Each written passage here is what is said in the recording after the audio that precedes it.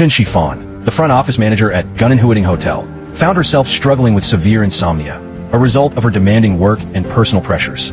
One morning, her mother discovered her dozing on a yoga mat and expressed concern for her sleep-deprived state.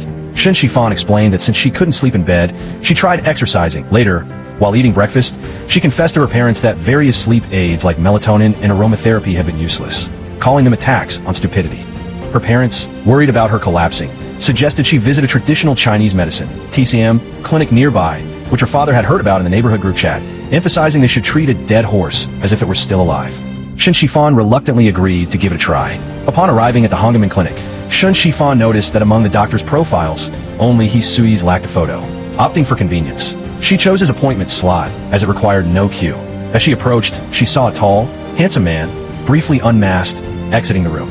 Excited by his good looks, Shin Shifan immediately messaged her friend Su Xiangya, describing the doctor as having beautiful eyes and declaring him Su Xiangya's type, despite not seeing his full face. Su Xiangya playfully challenged her to assess his complete appearance. During her consultation with Hisui, Shin Shifan covertly assessed his composed demeanor, clean hands, and pleasant voice, mentally noting that he seemed like Su Xiangya's type. She explained her insomnia, mentioning she typically slept past 1 a.m. and experienced many dreams. In a clumsy attempt to see his face, she pretended not to hear him and repeatedly asked him to speak louder. Hisui, however, simply reiterated his instructions without removing his mask. After taking her pulse and checking her complexion, he diagnosed her condition as emotional trauma, explaining that worrying had damaged her liver, heart, and spleen, leading to neurasthenia, restlessness, and frequent dreams. He advised her to avoid cold foods, iced coffee, and bubble tea, and prescribed liver-soothing and qi-regulating medicine, stressing that she needed to let go of her mental burdens. Shin Shifan vaguely attributed her stress to being busy with work. Since she didn't know how to decoct the medicine, Hisui arranged for pharmacy decoction and scheduled a follow-up for the following Saturday. As she departed, she inadvertently left a small paper frog she had folded from her appointment slip, which Hisui later found and smiled at. While Shin Shifan was at the reception desk to pay, Hisui emerged from his office, calling out to her. He reminded her that the pharmacy closed at 5 p.m. and that her decocted medicine would be ready for pickup in about 4 hours, around 2 p.m. During this interaction, he briefly had his mask off, and Shin Shifan, momentarily stunned by his handsome face, was distracted and barely registered his instructions about the pickup time. On her way home, Shin Shifan sent a text message to her boyfriend, Yan Heng, reflecting on his past complaints about her not communicating important decisions. She expressed a desire to avoid conflict, noting they hadn't seen each other in a while. She received no reply. Meanwhile, Hisui repeatedly checked with the front desk about Shin Shifan's medicine, leading the staff to remark on his unusual idleness. Shin Shifan's father eventually picked up the medicine. Upon trying it, Shin Shifan found it too bitter and initially refused to drink it, but her mother insisted, reminding her that bitter medicine is good for the disease. That night, Hisui received an urgent call from his junior colleague, Li Jie, who needed him to save the day at Jiangzhou University-affiliated TCM hospital. An elderly patient with lung cancer was experiencing severe breathing difficulties, and his family was upset with Li Jie. Hisui quickly reviewed the patient's medical records and observed his thick, greasy, red tongue coating. Li Jie confirmed he had already needled specific acupoints, Feishu, Naguan, and Fenglong. Hisui, acting decisively, ordered Li Jie to prepare for cupping and retrieve the needle cart.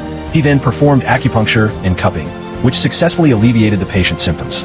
Afterwards, Hisui reassured the family that Li Jie's initial treatment was correct and had bought them crucial time, explaining that Li Jie's hesitation to use the sputum suction machine was due to the patient's advanced age. Hisui stayed overnight to observe the patient, later messaging Li Jie to not worry about the incident.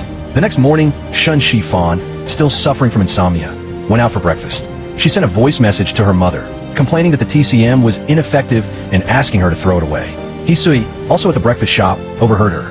He approached her and gently explained that TCM takes time to show effects and that discarding it after just one dose would be wasteful.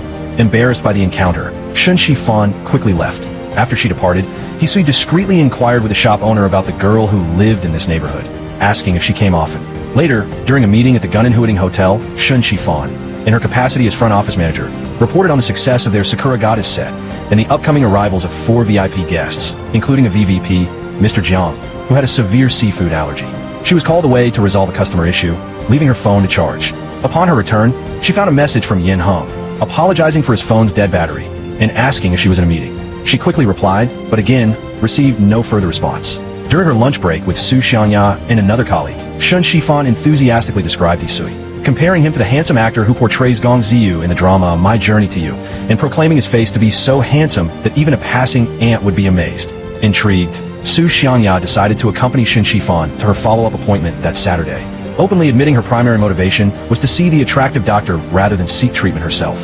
However, at the clinic for a follow-up, Shen Shifan and Su Xiangya were disappointed to discover that Hisui was not on duty. Instead, his grandfather, Yu Liren, an elderly expert, was covering his shift. Noticing their disappointment, Yu Liren humorously asked if they believed his medical skills were inferior to Hisui's, to which Shen Shifan quickly denied. Su Xiangya, still disheartened, declined to make an appointment for herself, reiterating that she was only there to see the handsome doctor. Yu Liren examined Shen Shifan, noting an improvement in her sleep and complexion, and renewed her prescription, making some adjustments. Later, while having milk tea at a mall, Su Xiangya questioned Shen Shifan about her relationship with Yin Heng. Shen Shifan confessed that after 7 years, they had grown distant, with fewer shared topics, and she felt they had become like strangers. She admitted she was likely just accustomed to being with him. As Shen Shifan walked home, carrying a bouquet of flowers, she unexpectedly encountered Hisui skateboarding near their neighborhood. She approached him and asked if he lived there, which he confirmed, explaining he had moved closer to the clinic for convenience. She then reminded him about her next follow-up, urging him not to stand her up again. Hisui intended to ask for her contact information, but Shen Shifan bid him goodbye and walked off before he could. Hisui later joined his grandfather, Yu Liren, and several master's students who were interning under him for dinner at Yu Liren's old house in the suburbs. During the meal, Li Jie attempted to downplay his need for Hisui's help the previous night, implying he had handled the critical situation alone. Yu Liren, however, admonished Hisui for allowing an intern to face a crisis without supervision. Afterwards, Yu Liren mentioned Shen Shifan, expressing a positive impression of her, noting her pleasing appearance, good temperament, and elegance. He encouraged Hisui to pursue her, remarking that she was 4 years younger and suitable in age. He also advised Hisui to obtain her phone number during her next follow-up visit to ensure he could notify her of any future schedule. Hisui explained that his caution in relationships, especially at his age, stemmed from a desire to be responsible to both himself and others, unlike his own father, who had married and then neglected his mother. Yu Liren conceded that Hisui's mother had been too hasty but felt his grandson was being overly cautious. He then declared that if Hisui preferred to be a lifelong bachelor, he would no longer interfere. Hisui assured his grandfather that he would handle the matter himself, admitting he also found Shen Shifan quite pretty and his type, leading Yu Liren to playfully call him shallow. In the traditional Chinese medicine department, Hisui reviewed his junior colleague Li Jie's paper, crossing out Li Jie's name and muttering that Li Jie had made a miss his patient rounds the previous day. Meanwhile, Shen Shifan's sleep had noticeably improved thanks to her herbal medicine, and she arrived at work feeling refreshed. During lunch in the staff canteen, Li Jie approached Hisui, asking why his name on the thesis had been crossed out and if Hisui had personal issues with him. Hisui told Li Jie he should already know his opinion of him. He gave Li Jie a shrimp and told him to reflect on it while eating. As the workday drew to a close, Shen Shifan received a message from her boyfriend, Yin Heng, who complained she hadn't answered his calls. He was waiting for her outside the hotel. When she met him, she explained she had been busy with work. Yin Heng revealed he had come to pick her up for their dinner plans, worried she might have forgotten since she didn't answer her phone, though she assured him she had it in her memo. During their dinner, Yin Heng became upset when Shen Shifan used her phone to take a picture for her colleague, Su Xiangya. He condescendingly suggested Su Xiangya should stop working so hard and marry a wealthy man while she was young, dismissing Shen Shifan's defense of her friend's work ethic. Yin Heng then criticized Shen Shifan's long-standing plan to study abroad and her career in the hotel industry, calling it merely a service industry. He remarked that after they married, she would have to serve as business partners subserviently. He then bluntly told her to quit her job and abandon her study abroad plans, stating all her effort would only lead her to learn about hospitality.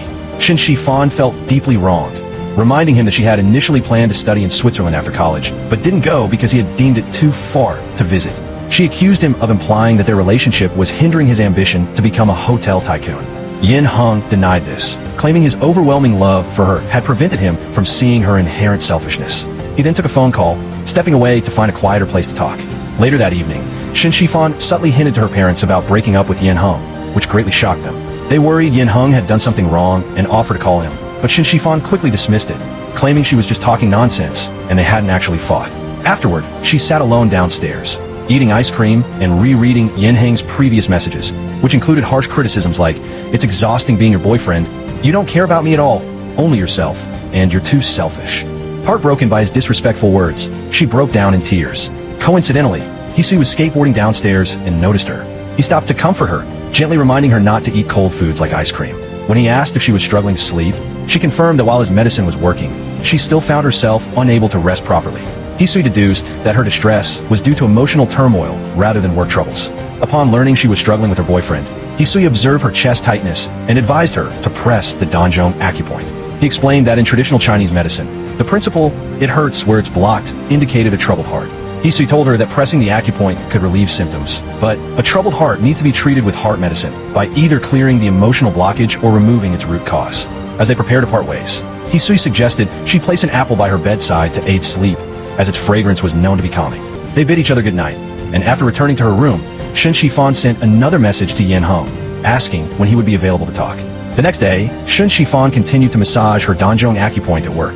Her colleagues, noting her actions, also began to try it, indicating that many of them faced their own personal difficulties. During her follow-up appointment, Hisui observed that her symptoms, which should have improved, had worsened. He encouraged her not to suppress her emotions, but to express them, assuring her they could take things slowly and to trust his medical skills. He prescribed liver-soothing and qi-regulating herbs, but emphasized that the most crucial step was to resolve the knot in her heart. When he offered acupuncture, Shen Shifan hesitated, admitting she had never tried it before and was concerned about fainting. Hisui jokingly remarked that fainting would at least allow her to sleep comfortably, then reassured her he would use specific acupoints to calm her mind, ensuring a more restful sleep afterward. During the 15-minute acupuncture session, Shen Shifan fell asleep. Hisui considerately hung a curtain for her privacy, set an alarm, and smiled when he noticed a small paper rabbit she had folded on the table. Shen Shifan woke up almost 2 hours later, surprised she had slept so long and worried she had inconvenienced Hisui. Hisui, however, dismissed her concerns and presented her with a handmade sachet containing calming herbs, telling her its fragrance would be even more effective than an apple for relieving anxiety and helping her sleep. He insisted it was a gift, refusing payment. Shen Shifan, feeling much happier, accepted the thoughtful gift and left, agreeing to meet for her next follow-up. Later, in the break room, Shen Shifan discussed upcoming work with Su Xiangya. Shen Shifan, as the new front office manager, was meticulously planning for an upcoming IT summit for Zhongyu Group, recognizing it as her first major event that she had to execute perfectly. Su Xiangya jokingly complained about large events being suffering for service staff and blamed the marketing department's fancy ideas. Shen Shifan defended the marketing department, noting that such large events were necessary for annual bonuses. Meanwhile, a colleague approached Hisui, inquiring about his application for the hospital's research funding. Hisui confirmed he was preparing the necessary materials but was unsure of success, explaining that a specialization in palliative care within TCM oncology was considered too niche and lacked immediate results, making it difficult to secure significant funding despite receiving some the previous year. His colleague praised Hisui's compassion and suggested he ask Professor Ulirin for an endorsement, believing it would guarantee funding. Hisui declined, stating he didn't want to burden his busy grandfather. The colleague then revealed his true intention. He wanted Hisui to accompany him to a blind date event that evening with doctors and nurses from the first hospital, needing Hisui for moral support. Hisui, citing his unfinished research proposal and lack of interest, refused. Later, Shen Shifan received a devastating message from Yan Hong. "Shifan, I've been thinking for a long time. We should break up." The news hit her like a thunderbolt, and she immediately tried calling him, but he repeatedly declined her calls. Distraught, she noticed that even though he refused to speak with her, he hadn't removed her as a contact on his social media. If you love the story, subscribe for the next episode.